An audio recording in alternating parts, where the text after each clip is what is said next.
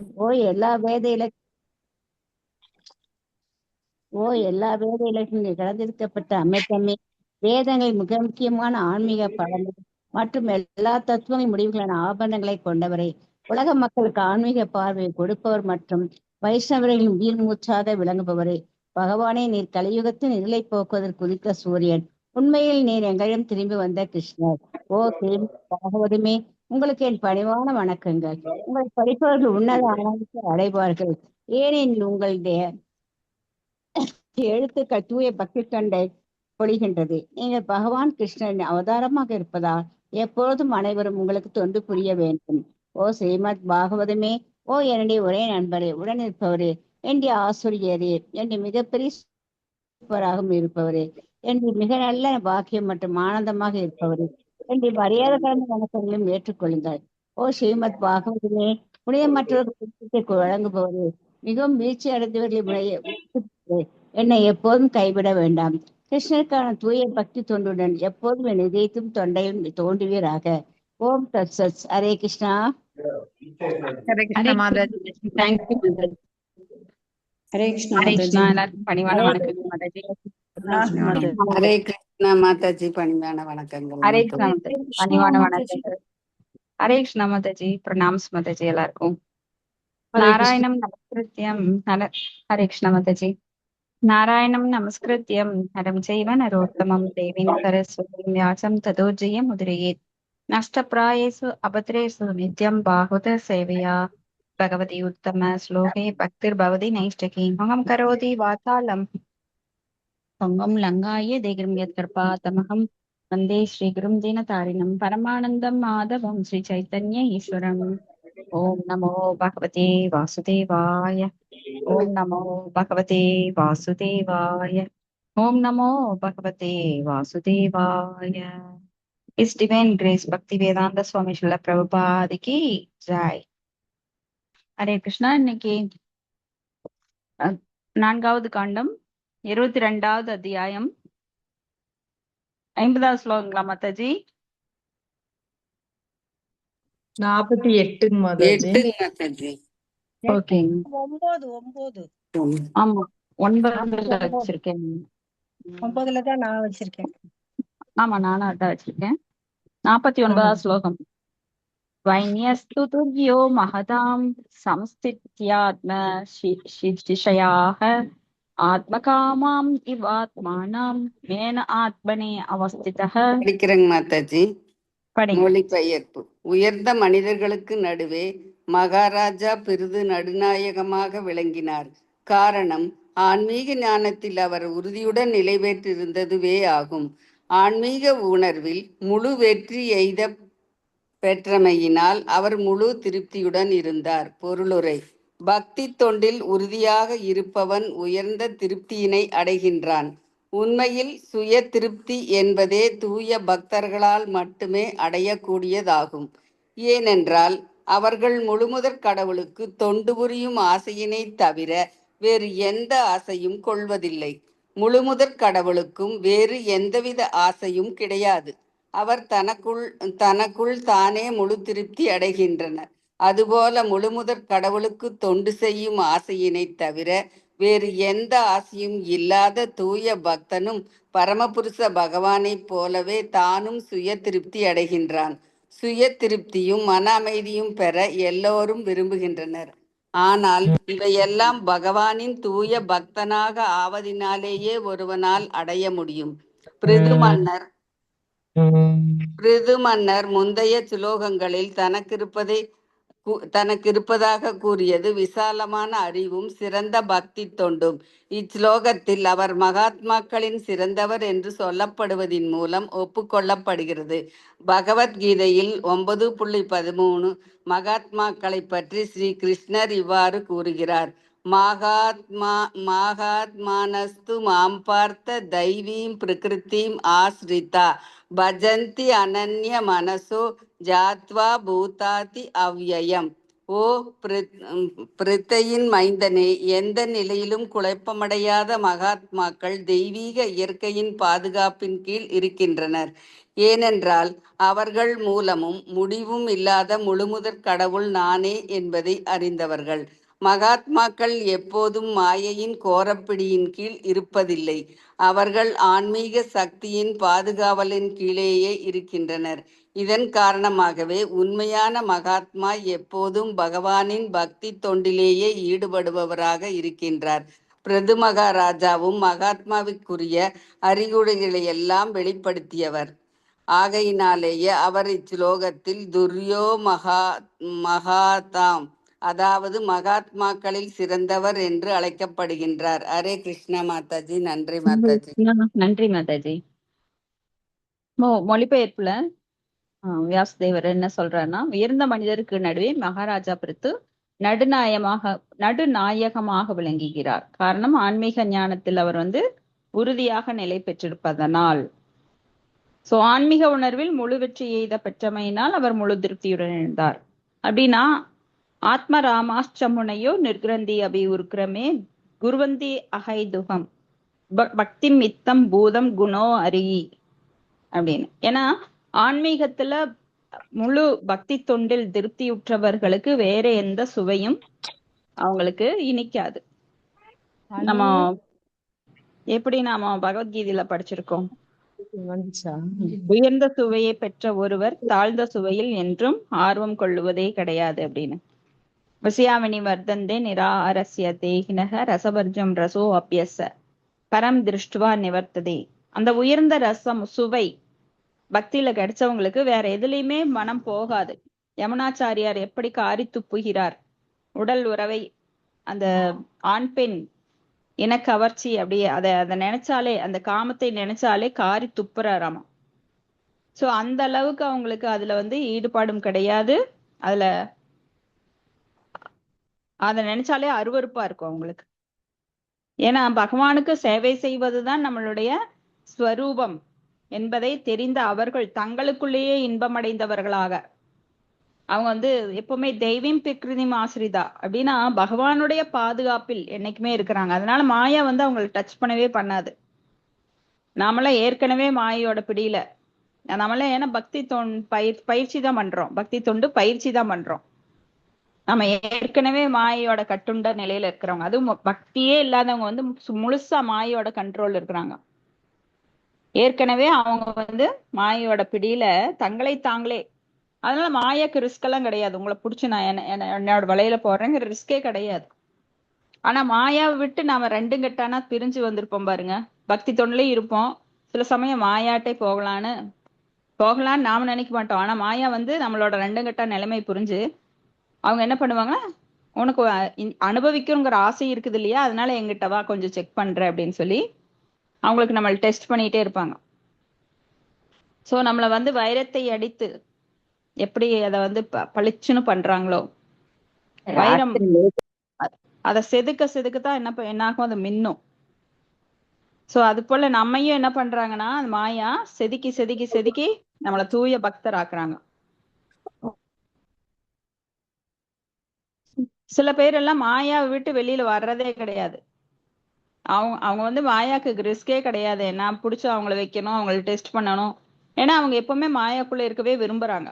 அனுபவிக்கின்ற ஆசை, பகவான் மேல கொண்ட பொறாமையினால் நான் தனித்தே அனுபவிக்கணும், நான் தான் ராஜா, நான் வைக்கிறதா சட்டம், அது மாதிரி அவங்க நினைச்சிட்டு இருக்காங்க. உண்மையில அப்படி கிடையாது. நாம் எல்லாமே பகவானுடைய சேவகர்கள் என்கின்ற உண்மையான நிலை அறியும் போது நம்மளுக்கு அதுல அந்த ஆத்ம ஆனந்தம், அதுதான் உண்மையான ஆனந்தம். இங்க கிடைக்கிற பொய்யான மகிழ்ச்சி, ஏன்னா பொய்யான நிலைமையில பொய்யான மகிழ்ச்சி நம்மளுக்கு நிலைப்பது கிடையாது. அடுத்த ஸ்லோகம். கர்மாணி ச யதா காலம் யதா தேசம் யதா பலம் யதோச்சிதம் யதா வித்தம் அஹரோத் பிரம்ம சாத்கிருதம். படிக்கிறேங்க மாதாஜி. படிங்க. மொழிபெயர்ப்பு. ஆத்ம திருப்தியுடன் பிருது மகாராஜா தன்னுடைய கடமைகளை எத்தனை நிறைவாக செய்ய வேண்டுமோ அத்தனை நிறைவாக காலத்திற்கும் நிலைமைக்கும் ஏற்றவாறும் தன்னுடைய வலிமைக்கும் பொருள் வசதிக்கும் தக்கவாறும் செய்து வந்தார். முழுமை பொருளை திருப்திப்படுத்துவது ஒன்றே அவர் குறிக்கோளாக இருந்தது. இவ்வழியிலேயே அவர் செயல்பட்டார். பொருளுரை: ஒரு பொறுப்புள்ள சக்கரவர்த்தியாக பிருது மகாராஜா விளங்கியமையால் அவர் ஒரே சமயத்தில் சத்திரியராகவும் மன்னராகவும் பக்தராகவும் தன் கடமைகளை ஆற்ற வேண்டியிருந்தது. பகவானின் பக்தி தொண்டில் நிறைவுடையவராக இருந்ததினால் அவர் தனக்குரிய கடமைகளை முழு நிறைவுடன் காலம் சூழ்நிலைக்கு தக்கவாறும் பொருள் வசதிக்கும் தனக்குரிய திறமைக்கும் தக்கவாறும் நிறைவேற்ற முடிந்தது. இது தொடர்பாக இச்சுலோகத்தில் வரும் கர்மானி என்னும் சொல் மிகவும் முக்கியத்துவம் வாய்ந்ததாகும். பிருது மகாராஜாவின் செயல்கள் முழுமுதற் கடவுளிடத்து தொடர்புடையன ஆதலினால் அவை சாதாரணமானவை என்று ஸ்ரீல ரூப கோஸ்வாமி அறிவுறுத்துகிறார். பக்தி தொண்டிற்கு சாதகமாக இருக்கும் செயல்களையும் சாதாரண செயல்கள் என்றோ பலன் தரும் செயல்கள் என்றோ நிராகரிக்க கூடாது. உதாரணமாக, ஒரு சாதாரண பணியால் தொழில் செய்து பணம் சம்பாதிப்பதற்காகவும் அதன் மூலம் தன் புலனுணர்ச்சிகளை திருப்தி செய்ய வேண்டும் என்பதற்காகவுமே ஒரு பக்தன் அதன் மூலம் தன் புலனுணர்ச்சியை திருப்தி செய்ய வேண்டும் என்பதற்காகவுமே ஒரு பக்தனும் இதே தொழிலை இதே முறையில் தான் செய்கிறான். ஆனால் அவன் நோக்கம் முழுமுதற் கடவுளை திருப்தி செய்வதற்காக இருக்கும். அதனாலேயே அவன் செயல்கள் சாதாரணமானவை என்று.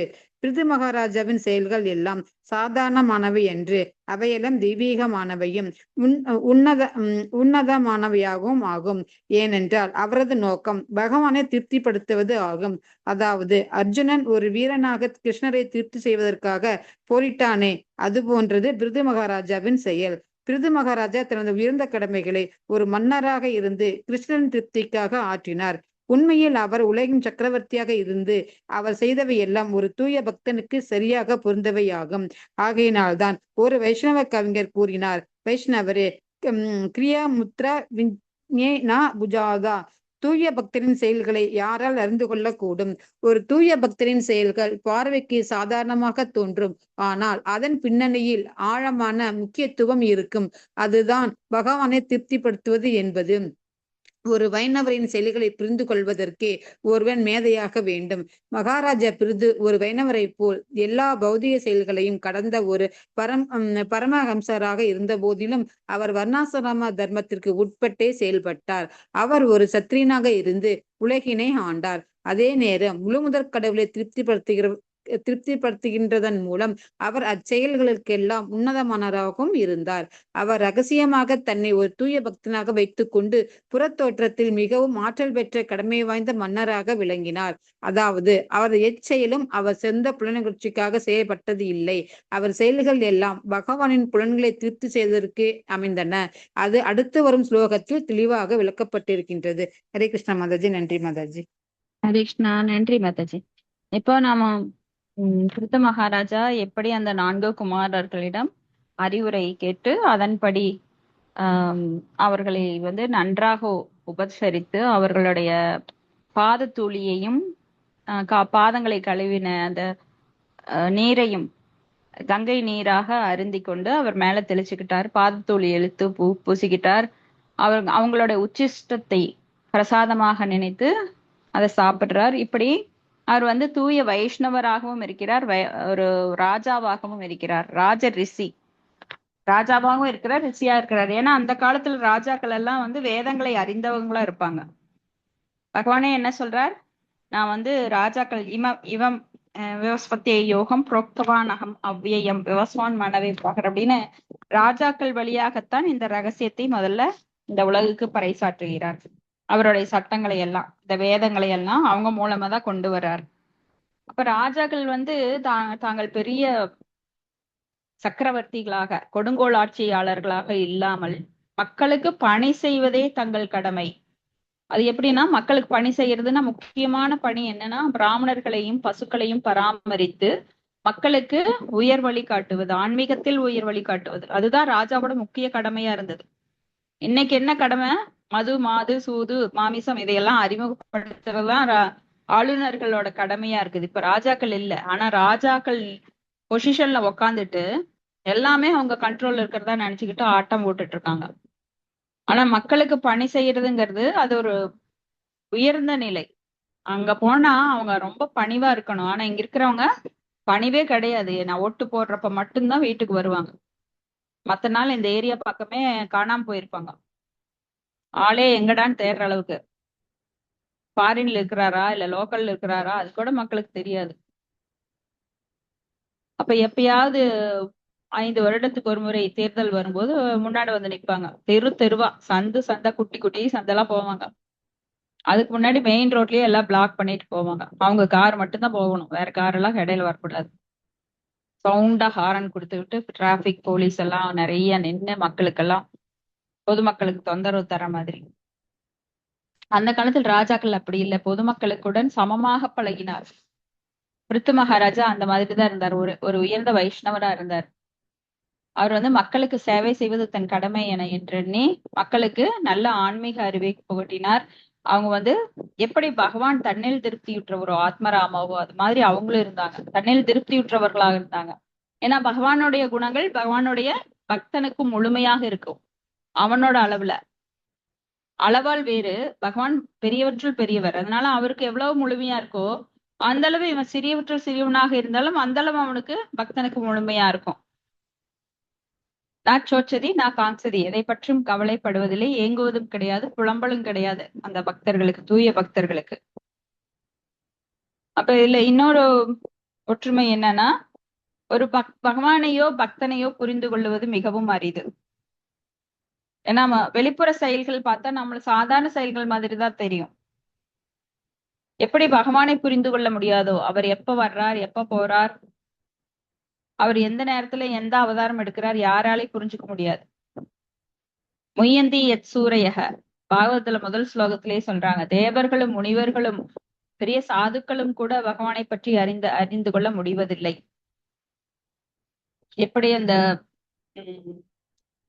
வானிலிருந்து காற்று, காற்றிலிருந்து நீர், நீரிலிருந்து நெருப்பு, நெருப்பிலிருந்து நிலம் இப்படி மாறுகின்றது அப்படிங்கிறது யாருக்கு புரியாத புதிர். இன்னைக்கு சயின்டிஸ்டோட அதை கண்டுபிடிக்க முடியாது, எப்படி எல்லாம் தோன்றுகின்றது அப்படின்னு. இப்போ பகவான் வந்து அரிய சக்திகளை கொண்டவர். அவரை யாராலையும் புரிஞ்சுக்க முடியாது. ஈவன் பகவானே அவரை பத்தி புரிஞ்சுக்கலைன்னா நாம எப்படி புரிஞ்சுக்க முடியும்? உயர்ந்த தேவர்களான பிரம்மா, சிவன், அவங்க கூட சில சமயம் குழப்பம் அடைகிறாங்க. தேவேந்திரன் குழப்பம் அடைகிறார். தேவேந்திரன் குழப்பம் அடைஞ்சதுதான் கோவர்த்தன லீலை நடந்தது. அதே போல பிரம்ம விமோகன லீலை நடந்தது. பகவானை புரிஞ்சுக்கிறதுக்கு யாருக்குமே சக்தி கிடையாது. ஆனா யார் ஒருவர் சரணடைகிறார்களோ அவருக்கு தன்னை பற்றின அறிவை அவர் தர்றார். சரணடைகிறதுக்கு வந்து நம்மளுக்கு 100% என்னை பத்தி தெரிஞ்சுக்கிட்டாதான் நான் உன்னை ஏத்துக்குவேன்னு பகவான் சொல்லல. நம்ம அளவுல புரிஞ்சுக்கிட்டா போறோம். மனிதனுக்கு எவ்வளவு புத்தி இருக்கோ அந்த அளவுக்கு புரிஞ்சுட்டா போதும். சோ அந்த புத்தி கூட எப்படி தானா போய் தேடி எல்லாம் வராது, பகவான் நினைச்சு கருணை கொடுத்தா வரும். இப்ப பகவானை சரணடையணும். என்னை நேரடியா சரணடையாத, குரு மூலமா என்னை சரணடை அப்படின்னு சொல்றார். சோ நம்ம வந்து தத்வித்தி பிரதிபாதேன பணி பிரஸ்னேன சேவையா உபதேசந்தி தே ஞானம் ஞானின தத்துவ தர்ஷனக, அடக்கத்துடனும் நாம சேவைகள் செய்து ஒரு குருவை அணுகும் போது, அடக்கத்துடனும் பணிவுடனும் ஒரு குருவை அணுகும் போது ஆத்மாவான குருவிட்ட நம்ம வந்து கேள்வி தண்ணி உணர்ந்த ஆத்மாவான ஆன்மீக ஞானத்தை நம்ம கத்துக்கணும். அதுதான் மாதாஜி. ஹரே கிருஷ்ணா. குருவை அன்னைக்கு முயற்சி செய்யணும். அவர்கிட்ட கேள்விகள் கேட்டு அவருக்கு தொண்டு செய்து உண்மையை கண்டறிய ஆன்மீக ஞானத்தை பெற முடியும். அவங்க நமக்கு ஞானத்தை அளிப்பாங்க அப்படின்னு. அது ரொம்ப முக்கியமான ஸ்லோகம். அடக்கம் இல்லாம யாருமே கத்துக்க முடியாது. சோ எனக்கு தெரியும் அப்படின்னு அகங்காரத்தோட போனோம்னா நமக்கு இருக்கிற அறிவும் சேர்ந்து குழம்பி போயிடும். ஸோ நம்ம மண்டைய நல்லா வாஷ் பண்ணிட்டு நீட்டா ஒரு வெசல் எப்படி உள்ள பால் ஊத்துறதுக்கு சுத்தமா கழுவி வச்சிருப்போம், அது போல நம்ம மைண்ட் சுத்தமா இருந்தாச்சா அவர் சொல்றதெல்லாம் நம்மளுக்கு புரியும். சோ அடுத்தது ஸ்லோகம் 51. பலம் பிரக்மணி சந்நியஸ்ய நிர்விஷங்க சமாஹிதः கர்மாத்யசம் ச மன்வான ஆத்மானம் பிரகிருதே பரம். மாதாஜி அடியேன் படிக்கிறேன். படிங்க மாதாஜி. மகாராஜா பிறிது ஜட இயற்கை கடந்த முழுமுதற் கடவுளுக்கு தன்னை ஒரு நித்திய தொண்டனாக முற்றிலும் அர்ப்பணித்துக் கொண்டவர். இதனைத் தொடர்ந்து அவர் செய்யும் செயல்களின் பலன்கள் எல்லாம் பகவானுக்கே அர்ப்பணிக்கப்பட்டன. அவர் எப்போதும் தன்னை எல்லாவற்றிற்கும் எஜமானராக விளங்கும் முழுமுதற் கடவுளின் தொண்டராகவே நினைத்தார். பொருளுரை: முழுமுதற் கடவுளின் உன்னதமான அன்பு தொண்டிற்கு தன்னுடைய உயிரையே மகாராஜா பிறிது ஒப்படைத்துக் கொண்டதானது கர்மயோகத்திற்கு ஒரு சிறந்த எடுத்துக்காட்டாகும். கர்மயோகத்தை பற்றி பகவத்கீதை அடிக்கடி குறிப்பிடுகிறது. கர்மயோகம் என்றால் உண்மையில் என்ன என்பதற்கு நடைமுறை உதாரணமாக திகழ்ந்தவர் பிறிது மகாராஜா. கர்மயோகத்தை முறையாக செயல்படுத்துவதற்கு முதலில் வேண்டுவது என்ன என்பது பற்றி இங்கே குறிப்பிடப்பட்டிருக்கின்றது. பலம் பிரக்மணி சரண்யச அல்லது விந்யச. ஒருவன் தனது செயல்களின் பலன்களை உயர்ந்த பிரக்மன் பரபிரம்மன் கிருஷ்ணரிடம் ஒப்படைத்து விட வேண்டும். இவ்வாறு செய்வதன் மூலமே உண்மையில் ஒருவன் சந்நியாசம் அல்லது துறவற வாழ்க்கையில் நிலைக்க முடியும். பகவத்கீதை 18.2 கூறுகின்றது, தனது செயல்களின் பலன்களை முழுமுதற் கடவுளுக்கு அர்ப்பணிப்பவனே துறவி என்று அழைக்கப்படுகிறான். கர்மயானாம் கர்மனாம் ஞாசம் சந்நியாசம் கவயோ விதுகு சர்வகர்ம பலத்தியாகம் பிரகிஷ்தியாகம் விஷச்சனாக. தனது எல்லா செயல்களின் பலன்களையும் விட்டு விடுவதற்கு தியாக என்று பெயர் என்பர். அறிஞர் அத்தியாக வாழ்க்கை வாழ்வதற்கே துறவறம் சந்நியாச என்று பெயர் என்பர். கற்றறிந்த பெரியோர் இல்லறத்தில் இருந்த போதும் பிறிது மகாராஜா ஒரு துறவி போலவே வாழ்ந்து வந்தார். இது அடுத்து வரும் ஸ்லோகங்களில் தெளிவுபடுத்தப்படும். நிர்விஷங்க மாசுராதது என்னும் வார்த்தை மிகவும் முக்கியமானது. ஏனென்றால் பிறிது மகாராஜா தனது செயல்களின் பலன்களிடத்து பற்று வைக்கவில்லை. இப்பௌதீக உலகில் தான் அடையும் எல்லாவற்றிற்கும் அல்லது தான் செய்யும் தொழிலுக்கு முதலாளியாகவே இருக்கவே ஒருவன் விரும்புகிறான். ஒருவன் தனது செயல்களில் பலன்களை பகவானுக்கு அர்ப்பணிக்கும் பொழுது அது கர்மயோகம் ஆகிறது. யார் வேண்டுமென்றாலும் கர்மயோகத்தில் ஈடுபடலாம். ஆனால் இல்லறத்தானுக்கே இது எளியது. ஏனென்றால் அவன் தனது இல்லத்திலேயே பகவானின் சிலையினை வைத்து பக்தியோக முறைகளிலும் பிரார்த்திக்கலாம். இம்முறை 9 தன்மைகளை கொண்டது. கேட்பது, ஓதுவது, நினைப்பது, தொண்டு செய்வது, மூர்த்தத்தை வணங்குவது, பிரார்த்திப்பது, கட்டளைகளை நிறைவேற்றுவது, கிருஷ்ணரை நண்பனாக நினைத்து அவருக்கு பணி செய்வதன் மூலம் எல்லாவற்றையும் தியாகம் செய்வது போன்றவைகளாகும். ஸ்ரவணம், கீர்த்தனம், விஷ்ணு ஸ்மரணம், பாத சேவனம், அர்ச்சனம், வந்தனம், தாஷ்யம், சக்கியம், ஆத்ம நிவேதனம். கர்மயோகம் மற்றும் பக்தி யோகம் இவற்றின் இம்முறைகள் அகில உலக கிருஷ்ண பக்தி இயக்கத்தால் இவ்வுலகம் முழுவதும் பரப்பப்படுகின்றது.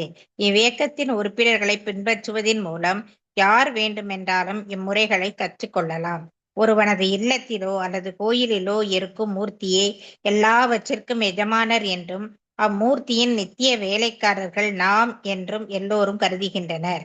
பகவானானவர் எல்லாவற்றையும் கடந்தவர். பௌதீக படைப்பில் அவர் ஒரு பாகம் அல்லர். இச்லோகத்தில் பிரகிருதே பரம் என்னும் வார்த்தைகள் பயன்படுத்தப்படுகின்றன. இப்பௌதீக உலகில் உள்ள அனைத்துமே பகவானின் புற பௌதீக சக்தியினால் உண்டாக்கப்பட்டவைகளாகும். ஆனால் இப்பௌதீக சக்தியின் படைப்பில் பகவான் ஒருவர் அல்லர். பௌதீக படைப்புகள் எல்லாவற்றிற்கும் பகவானே பரம கண்காணிப்பாளராக விளங்குகிறார். இது பகவத்கீதை 9.10 உறுதி செய்யப்பட்டுள்ளது. மாயா தியட்சேன பிரகிருதி ஷீயதே சராச்சரம் கேது நானேன கௌந்தேய ஜகத் உபரி வர்த்ததே. இயற்கை எனது ஆணையின் கீழ் செயல்படுகின்றது. ஓ குந்தியின் மைந்தனே, அது அசையும் அசையா உயிர்கள் அனைத்தையும் படைக்கின்றது. அதன் நியதினாலேயே தோற்றமானது மீண்டும் மீண்டும் படைக்கப்பட்டும் அழிக்கப்பட்டும் வருகின்றது. முழுமுதற் கடவுளான கிருஷ்ணரின் கண்காணிப்பில் கீழேயே பிரகிருதியின் விந்தை தொடர்பினால் உண்டாகும் எல்லா மாற்றங்களும் பௌதீக வளர்ச்சியும் இடம்பெறுகின்றன. பௌதீக உலகில் சம்பவங்கள் கண்மூடித்தனமாக தோன்றுபவை அல்ல. இப்பௌதீக உலகில் வாழும் காலத்திலேயே ஒருவர் கிருஷ்ணரின் நித்திய தொண்டனாக இருந்து எல்லாவற்றையும் அவர் தொண்டிற்கே அர்ப்பணிப்பார் என்றால் அவரே ஜீவன் முக்தர் ஆவார். பொதுவாக விடுதலையை ஒருவர் இவ்வுடலை விட்டு நீங்கிய பிறகே அடைய முடியும். பிருது மகாராஜா போன்ற உதாரண புருஷராக செயல்பட்டால் இவ்வாழ்க்கையிலேயே அவர் விடுதலையை பெறலாம். கிருஷ்ண உணர்வில் ஒருவரது செயல்கள் பரமபுருஷ பகவானை சார்ந்தே இருக்கும்.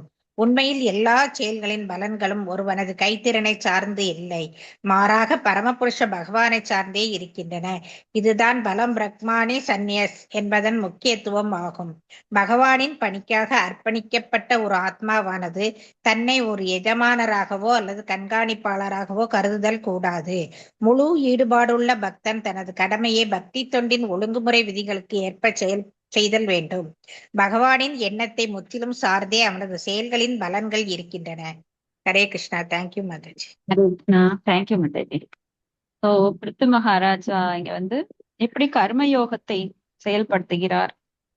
அப்ப வந்து நான் பக்தியில இருக்கேன், அதனால நான் வந்து எந்த வேலையும் செய்ய மாட்டேன், பக்தி மட்டும் பண்ணுவேன் அப்படின்னா அது பக்தி கிடையாது. பக்தி என்பது ஞானத்தையும் கர்மத்தையும் அன்பு தொண்டையும் எல்லாத்தையும் உள்ளடங்கியதுதான் பக்தி தொண்டு.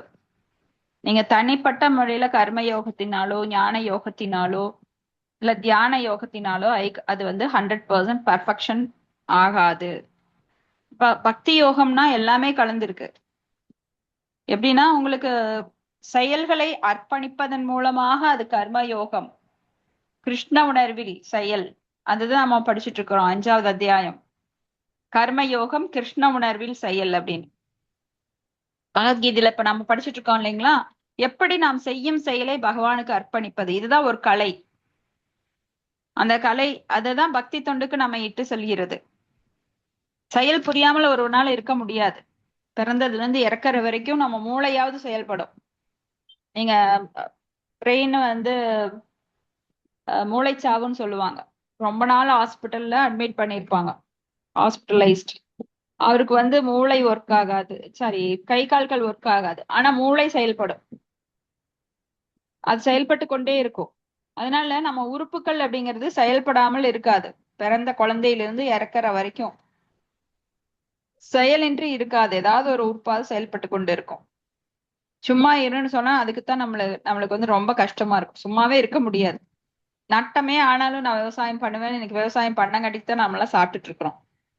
ஏன்னா விவசாயிகள் வைஷ்யர்கள் அவங்களோட உணர்வு எப்படி இருக்குன்னா எதையாவது செஞ்சுட்டே இருக்கணும், உணவு உற்பத்தி பண்ணிட்டே இருக்கணும். அவங்களுக்கு அதுல ஆர்வம் இருக்கு. அத வந்து ஒரு சர்வீஸா பண்ணினா கூட அவங்க வந்து செயல்பட்டுட்டே இருக்கிறாங்க. நட்டம் வந்தாலும் செயல்பட்டுட்டு இருக்காங்க. ஏன்னா அது அவங்களோட உணர்வுல ஊர்னது. பசு பராமரிப்பு, விவசாயம். பாத்தீங்கன்னா சிலருக்கு தோட்டம் காடு இல்லாம இருக்க முடியாது. எவ்வளவு சொத்து இருந்தாலும் தோட்டம் வேணும். எதுல நல்லா லாபம் வந்தாலும் அந்த பிசினஸ் எனக்கு வேண்டாம், எனக்கு தோட்டம் வேணும் அப்படின்னு அதுலயே ஈடுபாடா இருப்பாங்க. சோ இப்படி செயல் புரிந்து கொண்டே இருப்பதுதான் பக்தி யோகம் கூட. செயலன்றி போய் நான் சந்நியாசம் வாங்கிட்டேன், நான் போய் அஷ்டாங்க யோகம் பண்றேன், நான் போய் ஒரு இடத்துல காட்டுல உட்காந்துக்கிறேன், புலித்தோளோ மான் தோளோ போட்டு கீழே உட்காந்து அப்படியெல்லாம் இருக்கிறது ரொம்ப அபூர்வம். எல்லாராலையும் அது முடியாது. அப்படியே முயன்றவர்கள் கடினமாக அதுக்கு தங்களுடைய முயற்சி எடுக்கணும். அதெல்லாம் ரொம்ப கடினமானது. ஆனா பக்தி யோகம் அதை சொல்லலையே. நீங்க ரொம்ப எளிதாக என்னிடம் வந்து விடலாம். ஏன்னா அவங்களோட நோக்கம் ஒண்ணுதான், கடைசியில பரத்தை அடையணும்.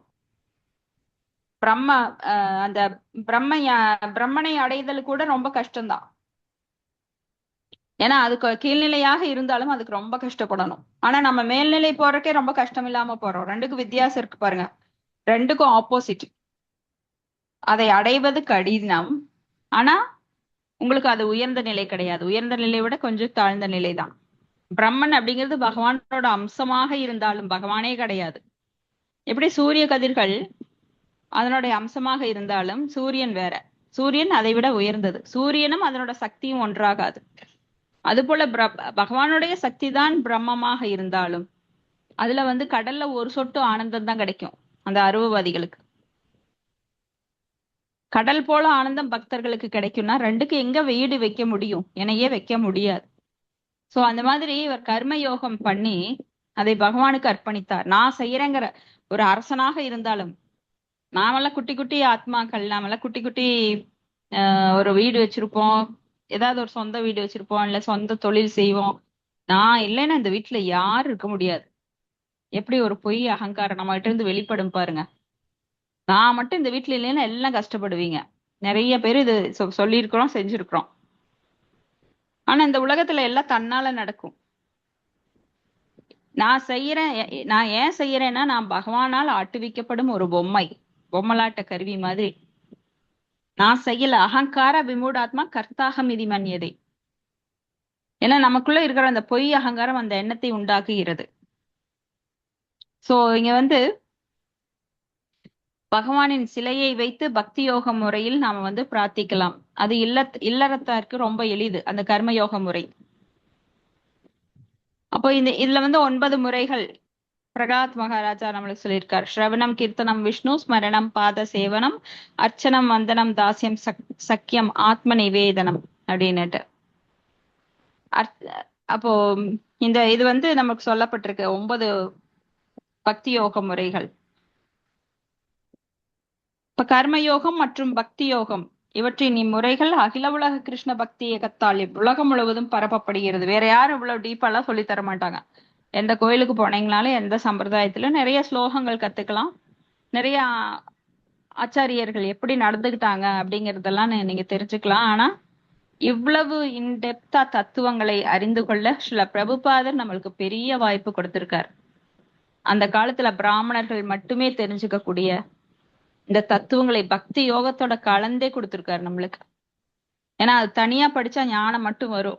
அப்ப ஞானிகள் ஆயிட்டு அதில் திரிவேதி சதுர்வேதின்ட்டு அதுல ரொம்ப ஒரு மண்டகணம் நான் பெரிய பண்டிதருங்கிற லெவல்ல போய் புகழ தேட ஆரம்பிச்சிருவோம். ஆனா பக்தி யோகத்துல அப்படி கிடையாது. அமானித்துவம். ஒரு பக்தன் எப்பவுமே புள்ளை போல பணிவாகவும் மரத்தை போல பொறுமையாகவும் எல்லாருக்கும் மரியாதை கொடுக்கவும் தனக்கு எந்த மரியாதையை எதிர்பார்க்காமலும் இருப்பான். ஒரு தூசு, தெருவில் உள்ள தூசை விட நான் மிகவும் கேவலமானவன் அப்படிங்கிற ஒரு மனப்பான்மை, ஒரு பணிவான மனப்பான்மையோட ஒரு பக்தன் எப்பொழுதும் திகழ்வான். ஆனா அந்த காலத்துல பண்டிதர்கள் அப்படின்னு சொல்றவங்க ரொம்ப கர்வம் பிடிச்சிருந்தாங்க. எனக்கு எல்லாம் தெரியும், நான் தான் பிராமணன், எனக்கு மேல யாரும் கிடையாது, எந்த ஜாதியும் கிடையாது அப்படின்னுட்டு ஜாதிங்கிறத கொண்டு வந்ததே இவங்களோட ஒரு அடக்குமுறையினாலதான். ஒரு பிராமணர்கள் ஒரு லெவலுக்கு மேல என்ன பண்ணாங்கன்னா, நாங்க தான் பெருசு, சோ அந்த சடங்குகளே பெருசுன்னு அதுக்கு வந்துட்டாங்க, ஸ்மார்த்த பிராமணர்கள் அப்படின்னு. ஏன்னா அவங்க இயந்திரம் போல சடங்கு மட்டும்தான் பண்ணுவாங்க, அங்க அன்பு தொண்டுங்கிறது இருக்காது. மெயினா என்ன வேணும், பகவானுக்கு அன்பு தொண்டு பண்ணணும். நம்ம எப்படி அன்பை பரிமாறிக்கொள்வோம், அதை விட்டுட்டாங்க. வெறும் படிக்கிறதுல மட்டும் கவனம் பண்ணி அப்படியே நிறைய மந்திரங்களையெல்லாம், ஆனா மெயினை விட்டுருவாங்க. எது வேணுமோ அதை விட்டுட்டு மற்றதெல்லாம் பண்ணிடுவாங்க பர்ஃபெக்டா. ஆனா பகவான் அதெல்லாம் எனக்கு வேண்டியதில்லை, உனக்கு மந்திரங்கள் எல்லாம் நானா உன் மனசுல இருந்து என்கிட்ட நீ சரணடைஞ்சா போதும், உனக்கு எல்லா மந்திரங்களுக்குரிய அர்த்தத்தை யாவான் அர்த்த உதவானே சர்வத சம்ப்ளுதோதகே. அதுல என்ன சொல்றார், சிறு கிணற்றினால் பூர்த்தி செய்யப்படும் அனைத்தும் பெரிய நேர்த்தேக்கத்தால் பூர்த்தி செய்யப்படும். சோ இந்த வேதங்களுக்கு பின்னால் உள்ளதை அறிந்தவன், முன்னாடி என்ன வருது வேதங்கள்ல, பலநோக்கு செயல்கள், கர்ம காண்டங்கள், இதை செஞ்சா அது கிடைக்கும், இதை செஞ்சா அது கிடைக்கும். ஆனா வேதத்திற்கு பின்னாண்டுள்ள உயர்ந்த நோக்கம் என்ன, யக்ஞவை விஷ்ணுகு, வேதங்களின் இறுதி நோக்கம் பகவானே இறுதி, விஷ்ணுவே இறுதி. அத முன்னாடியே தெரிஞ்சிருச்சு அப்படின்னா அவன் தான் ஒரு தூய பக்தன். சோ அவங்க வேதங்கள் சொல்றத கடைசி இறுதி முடிவு நம்ம என்ன பண்ணுமோ, ஒரு கட்டுரை எழுதிட்டு பொருளுரையில எல்லா விளக்கமும் கொடுப்போம். முடிவு என்ன அப்படின்னு ஒரே லைன்ல பட்டுன்னு அப்படின்னு ஆணி அடிச்சாப்புல முடிவுரையில சொல்லிடுவோம், இவ்வளவுதான் விஷயம், இப்ப எல்லாம் சொன்னது எதுக்கு, இதுதான் அப்படின்னு. அது போல நாம அந்த பொருளுரை துவக்கம் முன்னுரை எல்லாம் இல்லாம கடைசியில முடிவுரைக்கே பளிச்சுன்னு ஆணி அடிச்சாப்புல நின்னுட்டோம் பக்தர்கள், தூய பக்தர்கள். சோ அந்த வேதத்தின் அறிவை எல்லாம் அறிந்தவர்கள் தான் இந்த பக்தர்கள். அதனால பகவான் சொல்றார், நீ வேதங்களை உளுந்து படிச்சு பிரயோஜனம் கிடையாது, அதனால வேதத்தின் மலர் சொற்கள் அதுல மயங்கி பல வழிகள்ல போக நம்மளுக்கு ஆபத்து இருக்கு. ஆனா பக்தர்களுக்கு இதுதான் முடிவுன்னு தெரிஞ்சாச்சு, பகவானுக்கு அன்பு தொண்டு செய்யறது. அதான் பிருத்து மகாராஜா ஒரு சின்ன ஒரு கர்வம் கூட இல்லாம அமானீனா மானதே எனக்கு இத்தனைய சுதாகரி அப்படின்னு சொல்லி ரொம்பவும் பணிவாக பகவானுக்கு பக்தி செய்யறார். சோ ஒருவரது இல்லத்திலோ அல்லது கோயிலோ இருக்கும் மூர்த்தி அவர்தான் எஜமானர் என கருதி நான் வேலைக்காரன் அப்படின்னு சொல்லி பணி செய்யறாங்க. அப்போ வீட்டுல விக்கிரகம் வச்சிருக்கிறவங்க இது பகவானுடைய இல்லம், நான் அவருக்கு ஒரு சேவகன் அப்படிங்கிற ஒரு மனோபாவத்தை வளர்த்துக்குவாங்க. ஏன்னா இந்த உலகில இருக்கிற அனைத்துமே பகவானோட புற பௌதிக சக்தியினால் உண்டாக்கப்பட்டது. இந்த பௌதிக சக்தியின் படைப்பில் பகவான் ஒருவர் அல்ல. பௌதிக படைப்புகள் எல்லாவற்றிற்கும் பகவானே பரம கண்காணிப்பாளர். எல்லாமே எங்க பார்த்தாலும் எங்கெங்க நோக்கிலும் எதிலும் பகவானையே காண முடியும் பக்தர்களுக்கு. ஏன்னா எதுவுமே, அதனாலதான் ஒரு சின்ன பொருள் விழுந்தா கூட நாம என்ன பண்றோம், அதை காலால் எடுக்க மாட்டோம், கையால எடுத்துட்டு அது கன்னத்துல போட்டுக்குவாங்க. அது அந்த காலத்துல எல்லாருக்குமே சகஜமா இருக்கும். நாமெல்லாம் ஸ்கூல்ல அப்படிதான் பண்ணுவோம். ஒரு பென்சில் விழுந்தாலும் இன்னைக்கெல்லாம் பசங்க சர்வசாதாரணமா காலில் நகர்த்தி காலையே எடுப்பாங்க. நம்மளாம் கையில எடுத்து அதை கன்னத்துல கூட போட்டுக்குவோம். ஏன்னா எல்லாவற்றிலும் பகவானோட சக்தியை நம்மளால பார்க்க முடிஞ்சது. ஏன்னா நம்மளுக்கு பேரண்ட்ஸ் அதையா சொல்லி கொடுத்துருக்காங்க. அது போல அதனாலதான் இங்க பகவத்கீதையில மயா தக்ஷேன பிரகிருதி சூயதே சராச்சரம் ஹேது நானேன கௌந்தேய ஜெகத் விபரிவர்த்ததே, இது இயற்கை என்னுடைய ஆணையின் கீழ் செயல்படுகிறது. ஓ குந்தியின் மகனே, அசையும் அசையா உயிர்கள் அனைத்தையும் நானே படைக்கிறேன். அதனால்தான் இது மீண்டும் மீண்டும் அழிக்கப்பட்டு தோற்றுவிக்கப்படுகிறது. உங்களுக்கு பிரளயம் வரும்போது எல்லாமே அழிக்கப்படுது. நாம இந்த குண்டு சட்டியில குதிரை ஓட்டுற மாதிரி இதுக்குள்ள இருக்கிற அந்த வைர கற்கள், கண்ணாடி கல்லு, அது கண்ணாடி கல்லுக்கு சம பக்தர்களுக்கு. சோ வைர கற்கள்களை பெரிய உயர்ந்ததா நினைச்சுக்கிட்டு அதை தேடுறதுல ஈடுபட்டு இருக்கிற பக்தர் அற்றவர்கள் அதுல மூழ்கி போயிருக்காங்க. ஆனா இது பிரளயம் அழியும் போது எல்லாமே ஒட்டுக்க போகுது. நீ பெருசா நினைச்சது, சின்னதா நினைச்சது, உன்னோட பையன், குழந்தை, பேரன், பேத்தி எல்லாமே அந்த பிரளயத்துல போகும்போது, ஏன்னா அதெல்லாம் உடல்கள், ஆத்மா கழிவு கிடையாது. ஆனா பக்குவம் இல்லாத அறிவை வளர்த்தி கொண்டு இதுதான் என்னோடது, இந்த பேத்தியோட உடல், பேரனோட உடல், மகனோட உடல், ஏன்னா ஆத்மாவா ஒவ்வொருத்தரையும் பாக்குறது கிடையாது. ஏன்னா அந்த அளவுக்கு ஞானம் கிடையாது. சோ அதுல பற்று கொண்டு அழிவதுதான் இந்த ஜட வாழ்க்கை. எது உண்மைய அந்த உடல் போர்த்தி இருக்கு, அந்த ஜட உடல் போர்த்தி இருக்கு, எல்லாம் ஜடத்தால் ஆனது. ஆனா மக்கள் அதுல மயங்கி இருக்காங்க. சோ முழுமுதற் கடவுளுடனான கிருஷ்ணரின் கண்காணிப்பின் கீழேயே பிரகிருதியின் விந்தை தொடர்பினால் உண்டாகும் எல்லா மாற்றங்களும் பௌதிக வளர்ச்சியும் நடைபெறுகின்றது. அப்ப இந்த பௌதிகத்துல நடக்கிற சம்பவங்கள் எல்லாம் கண்மூடித்தனமா நடக்கிறது கிடையாது. எல்லாமே அவரது ஆணைப்படிதான் நடக்கின்றது. சோ இது எல்லாம் புரிஞ்சுக்கிட்டு யார் கிருஷ்ணருடன் நித்திய தொண்டராக எல்லாவற்றையும் அவர் கற்பணிக்கிறாரோ அவர் ஜீவன் முக்தா. ஏன்னா அனைத்தையும் அறிந்து பக்தி தொண்டில் அவர் முழுமையாக தன்னை ஈடுபடுத்திக் கொள்கிறார். தனது உடல், மனம், பேச்சு, செயல், சொல் எல்லாம் பகவானுக்கு அர்ப்பணிக்கப்படுது. எதுவுமே நான் அப்படிங்கிறதே அவர்கிட்ட நான் எனது அப்படிங்கிற அகங்காரமோ மமாகாரமோ கிடையாது. அப்ப நம்ம போஸ்டர்ல என்ன போடுவோம், இந்த இறந்தவங்க வீட்டுல எல்லாம் பாத்துருந்தீங்கன்னா அவர் முக்தி அடைந்து விட்டார் அப்படின்னு போடுவாங்க. முக்தி அப்படின்னா என்னன்னே தெரியாம அந்த பேரை மட்டும் போட்டுருவாங்க. அது பெரிய ஒரு ஆன்மீக சொல்.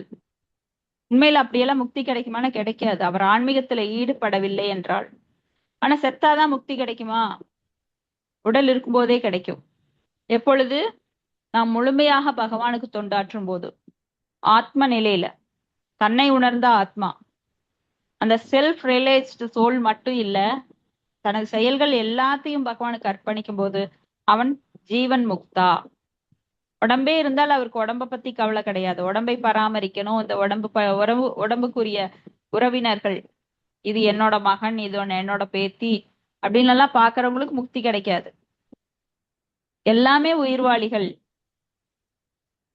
எல்லாருக்கும் நன்மை செய்யணும், எல்லாரையும் சமமா பார்க்கணும். அது நாயாக இருந்தாலும் சரி, நாயை தின்பவனாக இருந்தாலும் சரி, சண்டாளனாக இருந்தாலும் சரி, ஒரு பிராமணனாக இருந்தாலும், பிராமணே கவி ஹஸ்தினி சுனி சைவச்ச மகா பாகேச பண்டிதாக சமதர்ஷனக. அவனுடைய கண்ணு பார்வையில இந்த ஜட உடல் கண்ணு கிடையாது, ஆன்மீக கண் கொண்டு பிரேமேஞ்சன சுரித்த பக்தி விலோச்சனேன சந்தஸ் கதைவ ஹிருதயேசு லோகயந்தி யம் சியாம சுந்தரம் அச்சிந்திய குணஸ்வரூபம் கோவிந்தமாதி புருஷம் தமஹம் பஜாமி. சோ பக்தி எனும் மை பூசப்பட்ட கண்களால் அவன் காணும்போது அவனுக்கு எல்லாமே பகவானோட அம்சமாத்தான் தெரியும். எப்படி பிரகலாதர் பிரகலாத் மகாராஜா தான் பார்க்கும் எல்லா இடங்களிலும் பகவானை அவரால் காண முடிஞ்சது. ஏன்னா அந்த அளவுக்கு அவர் பக்தி தொண்டுல ஈடுபட்டிருந்தார். ரஷஷே தீதி விஸ்வாசோ அப்படின்னு எப்பொழுதும் பகவானை நம்பினார். எல்லாவற்றிலும் எல்லா இடத்துலயும் பெரியவர்கிட்ட சரி, ஏழைகிட்ட சரி, தன் நண்பர்கிட்ட, அசுர நண்பர்கிட்ட சரி, அவரால் பகவானை காண முடிஞ்சது. நம்மளுக்கெல்லாம் நிறைய வேறுபாடுகள், இருமைகள் இருக்கு. எல்லாத்தையும் ஒரே மாதிரி பார்க்க மாட்டோம். இது நண்பன், இது பகைவன், இவன் பிடிச்சவன், இவன் பிடிக்காதவன், இவன் அழகு, இவன் அழகில்ல, அசிங்கமா இருக்கான், இப்படி இருமைகள்ல ஆளப்பட்டிருக்கோம் நாமெல்லாம். அது மாயோட கைங்கரியம். மாயின் பிடியில இருந்தா அப்படி நம்மளுக்கு வித்தியாசங்கள் இருக்கும். மாயை இல்லாதவங்களுக்கு அந்த வித்தியாசங்கள் கிடையாது. ஸ்லோகம் 52. கிரகேசி வர்த்த மனோ அபீச்ச சாம்ராஜ்ய ஸ்ரீயான்வித நசஜ்ஜ தேந்திரியா தேஷு நிரகம் மதிர் அர்ஹவத். நான் படிக்க ஹரே கிருஷ்ணா. நான் படிக்க நான் படிக்கிறேங்க மாதாஜி. படிங்க. பிருது மகாராஜா தனது ஆட்சி முழுவதும் செழிப்பாக விளங்கினமையால் ஏராளமான செல்வ வளம் பெற்றிருந்தும் ஒரு சாதாரண இல்லறத்தானாகவே தனது இல்லத்தில் இருந்தார். அவர் தனது செல்வங்களை தன் புலனுணர்ச்சிக்கு பயன்படுத்த வேண்டும் என்று ஒருபோதும் எண்ணியதில்லை. அவர் எப்போதும் ஒரு சூரியன் எவ்வாறு சூழ்நிலைகளினால் பாதிக்கப்படுவதில்லையோ அவ்வாறே ஒரு பற்றற்றவராகவே தன்னை வைத்திருந்தார். பொருளுரை. கிருகேஷி என்னும் வார்த்தை இங்கே முக்கியத்துவம் பெறுகின்றது. பிரம்மச்சரியம், கிரகஸ்தம், வானப்பிரஸ்தம் மற்றும் சந்நியாசம் என்னும் 4 ஆசிரமங்களில் கிரகஸ்தன் அல்லது இல்லறத்தான் மட்டுமே பெண்களோடு தொடர்பு கொள்ள அனுமதிக்கப்படுகின்றான். கிரகஸ்த தர்மம் என்பது புலன் நுகர்ச்சியினை அனுபவிப்பதற்கு ஒரு பக்தனுக்கு கொடுக்கப்படும் ஒரு வகையான உரிமம் ஆகும். இதில் பிருது மன்னர் ஒரு வித்தியாசமானவர். ஏனென்றால் அவர் இல்லறத்தானாகவே வாழ உரிமம் பெற்றிருந்தும் தனது ஆட்சியின் மூலம் ஏராளமான செல்வம் பெற்றிருந்தும் அவர் புலனுணர்ச்சியில் ஈடுபட்டதே இல்லை. இதுதான் பகவானிடத்து ஒரு தூய பக்தராக அவர் விளங்கியமைக்கு அவரிடம் இருந்த சிறப்பு அடையாளம் ஆகும். ஒரு தூய பக்தன் புலனுணர்ச்சியினால் கவரப்படுவதில்லை. இதனைத் தொடர்ந்து அவன் விடுதலை பெறுகிறான். பௌதீக வாழ்வில் ஒருவன் தமது சுய திருப்திக்காக புலனுணர்ச்சியில் ஈடுபடுகிறான். ஆனால் பக்தி வாழ்க்கை அல்லது விடுதலை பெற்றவனது நோக்கம் பகவானது புலன்களை திருப்திப்படுத்துவதாகவே இருக்கும். இச்லோகத்தில் பிருது மகாராஜா சூரியனோடு அர்க்கவத் ஒப்பிடப்படுகின்றார். சில நேரங்களில் சூரிய ஒளி மலம், மூத்திரம் போன்ற இழிந்த பொருள்களின் மீது படுகிறது. ஆனாலும் சூரியன் சக்தி மிக்கது. ஆதலினால் இது போன்ற இழிந்த பொருட்களுடன் கொள்ளும் தொடர்பினால் அது பாதிக்கப்படுவதில்லை. அதற்கு மாறாக சூரிய ஒளி மாசு நிறைந்த இடங்களையும் அசுத்தமான இடங்களையும் சுத்தப்படுத்துகிறது. அதுபோல் ஒரு பக்தன் எத்தனையோ பௌதிக செயல்களை செய்யலாம். இருந்தாலும் அவனிடம் புலனுணர்ச்சி இல்லாததினால் அவை அவனை பாதிப்பதில்லை. மாறாக அவன் பகவானின் தொண்டில் அச்செயல்களை பொருத்துகிறான். ஒரு தூய பக்தன் பகவானின் பக்தி பணிக்கு எல்லாவற்றையும் எப்படி பயன்படுத்த வேண்டும் என்று அறிந்தவன். ஆதலினால் அவன் பௌதிக செயல்களினால் பாதிக்கப்படுவதில்லை. ஆனால் அவன் தன் உன்னதமான திட்டங்களினால் அவற்றை தூய்மை செய்கிறான். இது பக்தி ரசாமிர்த சிந்துவிலும் குறிப்பிடப்பட்டிருக்கின்றது.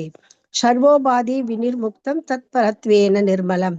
அவனது நோக்கம் பௌதீக தகுதி நிலைகளினால் எவ்வித பாதிப்பும் அடையாமல் பகவானின் பக்தி தொண்டினால் தான் முற்றிலும் புனிதனாக வேண்டும் என்பதே ஆகும். ஹரே கிருஷ்ண மதி. தேங்க்யூ மதி. ஹரே கிருஷ்ணா. தேங்க்ஸ். இங்க என்ன சொல்றாருன்னா, ரித்து மகாராஜா எப்பொழுதுமே அந்த கிரகமேதி, கிரகஸ்தா ரெண்டுக்கும் நம்மளுக்கு நிறைய வாட்டி சொல்லியிருக்கோம். கிரகமேதி அப்படின்னா முழுமையாக தன்னுடைய புலனுகர்வில் தேகாபிமானத்தில் செயல்படுவது, புலன்களை திருப்தி செய்ய வேண்டும் என்ற எண்ணத்துடன் செயல்படுவது. அதுக்குத்தான் சட்டம் இருக்கே. நம்மளுக்கு சட்டம் அனுமதி கொடுக்குதே. தர்ம அர்த்த காம மோக்ஷ, அறம் பொருள் இன்பம் வீடு பேரு, அதனால நான் கல்யாணம் பண்ணிக்கலாம் அப்படின்னு சொல்லிட்டு அந்த புலனுகர்வுலயே எப்பொழுதும் காமத்துல ஈடுபடுறது இப்ப நாம பொதுவா பாக்குறோம். அப்போ சட்டப்பிரகாரம் செய்யலாம் அப்படிங்கிறதுக்காக எவ்வளவு ஒரு அன்லிமிட்டெடா அதுலயே ஈடுபட்டிருந்தாலும் அவனுக்கு அது ஆபத்தா முடியும். ஆனா இங்க ஒரு கிரகஸ்தனாக இருந்தும் அவர் அந்த பெண்கள் இடத்தில் அட்ராக்ஷன் அவருக்கு கிடையாது. ஏன்னா இந்த உலகமே எப்படி இயங்குகின்றது? ஆண் பெண் கவர்ச்சினால. மைத்துநேதி அப்படின்னு சொல்லி அந்த பாலுணர்வு அதுலதான் இயங்கிட்டு இருக்குது. அதுதான் மெயினா நினைக்கிறாங்க. அது இல்லைன்னா இந்த உலகமே ஓடாது. ஏன்னா மறுபடியும் பிறப்பு இருக்காது. ஸோ இந்த உலகம் ஓடுவதே ஆண் பெண் கவர்ச்சி இல்லாதனாலதான். ஆனா இங்கேயோ இவர் பிருத்து மகாராஜா முழுதும் பகவானுடைய தொண்டில் தன்னை ஈடுபடுத்தி கொண்டிருப்பதனால அவருக்கு அதை பற்றிய எண்ணமே இல்லை. சோ இந்த கிரகஸ்த தர்மம் அப்படிங்கிறது புலனுகர்வை அனுபவிப்பதற்கு பக்தனுக்கு கொடுக்கப்படும் ஒரு வகையான உரிமம். ஆனா இத பிருத்து மன்னர் வித்தியாசமா இருக்கிறார். அப்படி வாழ உரிமம் பெற்றிருந்தும் கூட, செல்வ வளமெல்லாம் இருந்தும் கூட, இப்ப செல்வந்தர்கள் அப்படின்னா அவங்களுக்கு பாத்தீங்கன்னா சட்டப்பிரகாரம் ஒரு மனைவி இருக்கும். ஆனா சட்டமே சொல்லாத அளவுக்கு அவருக்கு சின்ன வீடு ஒண்ணு இருக்கும். ஆனா இங்க அதாவது தூய பக்தர்களை கூட தடுமாற செய்யணும் அப்படின்னா அவங்கள பெண்கள், அழகிய பெண்களை அனுப்புவாங்க. பெரும் சோதனை என்னன்னா பெண்கள் இடத்துலதான். பெண்களை கண்டு மயங்காத பெரிய பெரிய முனிவர்கள் கூட என்ன பண்ணிருக்காங்க? விஸ்வாமித்திர முனிவர் அவரெல்லாம் பெண்கள்னால மயங்கிதான் தன்னுடைய 10,000 வருடம் தவத்தை இழந்தார். 10,000 வருட தவத்தை மறுபடியும் கோபத்தினால் இழந்தார். இப்படி காம, குரோத, லோப, மோக, மத, மாச்சரிய அப்படின்ற குணங்கள் எல்லாருக்கும் எப்ப வேணா அட்டாக் பண்ணும். யாருமே நான் பக்தியில இல்ல ஆனா இதுல ஸ்ட்ராங்கா இருக்கேன்னா அவங்கள பைண்ட் பண்றதுக்கு பக்தி தான் உதவும். நல்ல குணங்கள் இருந்தாலும் தவறக்கூடிய வாய்ப்பு இந்த மாயினால உண்டாக்கப்படுது, விதிவசத்தால. ஆனா யார் ஒருவர் கிருஷ்ண பக்தி எடுத்துட்டாங்களோ அந்த பைண்டிங் இருந்தா மட்டும்தான் நற்குணங்கள் எப்பவுமே உங்ககிட்ட இருக்கும். இல்லைன்னா அந்த முக்குணங்களால மாயின் வசப்பட்டு இல்யூசன் எனர்ஜி என்ன பண்ணணும்னா நம்மள சடனா வீழ வச்சிரும். ஆனா இப்படி பண்ணவே மாட்டாரு. இவரே எப்படி பண்ணாரு? அவரை பத்தி இப்படி நினைக்கவே இல்லை, ரொம்ப நல்லவருங்க. ஆனா இந்த விஷயத்துல எப்படியோ தவறிட்டாரு. சோ இதுக்கு உதாரணம் யாரு? நம்ம ஹரிதாஸ் தாக்கூரார். அவருக்கு அழகிய பெண் ஒருத்தி அனுப்பி அவரை சாண்டிங்ல இருந்து டைவர்ட் பண்ண பார்த்தாங்க. அவர் தொடர்ந்து 22 மணி நேரம், ஒரு நாளைக்கு 2 மணி நேரம் தான் ரெஸ்ட் எடுப்பார். அந்த அழகிய பெண்ணெல்லாம் போய் அவரை கவர்ச்சி பண்ண முடியல. மாயா தேவியே துர்கா தேவி அழகிய, அவங்க நேச்சுரலாவே அழகா இருப்பாங்க. அவங்க போய் டெஸ்ட் பண்ணாங்க. அப்பவும் அவரை வீழ்த்த முடியல. ஆனா இந்த ஞானிகள், யோகிகள் சொல்ற விஸ்வாமுத்திரர் அவங்கெல்லாம் சீக்கிரம் ஃபாலோ ஆயிட்டாங்க. இன்னொரு சௌபர்ணிகா முனி அவரும் ஃபாலோ ஆயிட்டாரு. மீன்களோட இனக்கவர்ச்சி அதை பார்த்த உடனே தண்ணீருக்குள்ள இருந்த முனிவருக்கு சபலம் தட்டிருச்சு. உடனே மேல போய் அரசகுமாரிகளை தன்னோட உருவத்தை இளமையாக்கி உடனே கல்யாணம் பண்ணிக்கிறார். இது ரொம்ப இந்த பௌதிக உலகுல சோதனையானது, பெண் கவர்ச்சி அப்படிங்கிறது.